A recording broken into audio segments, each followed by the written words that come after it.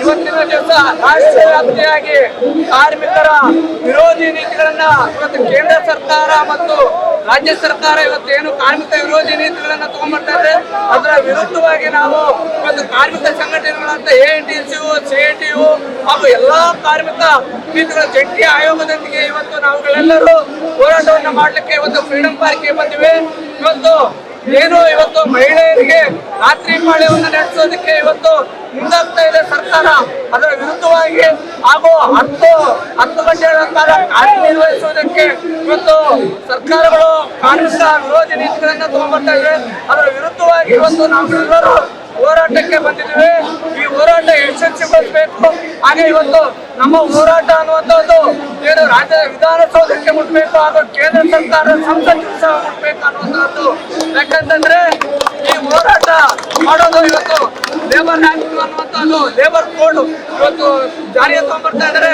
ಈ 4 ಕೋಡ್ಗಳನ್ನ ವಿರೋಧವಾಗಿ ಹೋರಾಟ ಮಾಡ್ತಾ ಇದ್ವಿ.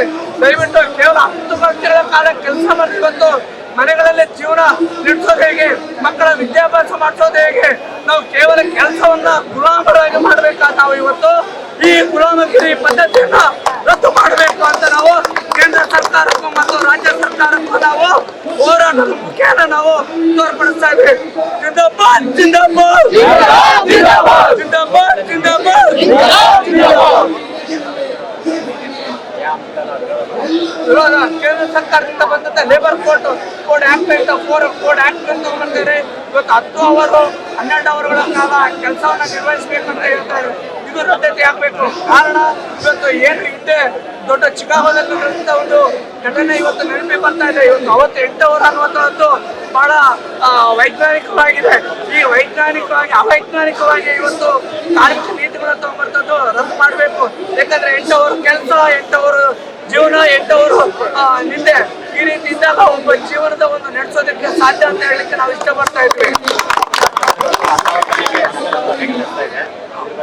ಇದ್ರ ಬಗ್ಗೆ ನಾವು ವಿರೋಧ ವ್ಯಕ್ತಪಡಿಸ್ತಾ ಇದ್ವಿ. ಕಾರಣ ಯಾಕಂದ್ರೆ ಇವತ್ತು 10 ಅವರ ಕಾಲ ಕೆಲಸ ಮಾಡೋದು ಒಂದು ಅವತ್ತು ಟ್ರಾವೆಲಿಂಗ್, ಇವತ್ತು ಮನೆಯಿಂದ ಕಂಪ್ನಿ ಹೋಗ್ಬೇಕಂದ್ರೆ ಇವತ್ತು ಟ್ರಾಫಿಕ್ ಜಾಮ್ ಹೋಗ್ತಂತ 2 ಅವರು 3 ಅವರು ಜಾಮ್ಗಳ ಮುಖ್ಯನೇ ಇವತ್ತು ಅಲ್ಲೇ ಟೈಮ್ ವೇಸ್ಟ್ ಆಗುತ್ತೆ. ಜೀವನ ನಡೆಸೋದು ಹೇಗೆ, ಅವ್ರ ಮಕ್ಕಳ ಜೊತೆಗೆ ನಡೆಸೋದು ಹೇಗೆ, ಈ ತರ ಎಲ್ಲ ತೊಂದರೆಗಳಾಗುತ್ತೆ. ದಯವಿಟ್ಟು 8 ಅವರ್ ಹೇಗೆ ಏನಿದೆ ಕಾನೂನು ಅದೇ ಇರಬೇಕು ಅಂತ ನಮ್ಮ ಹೋರಾಟ.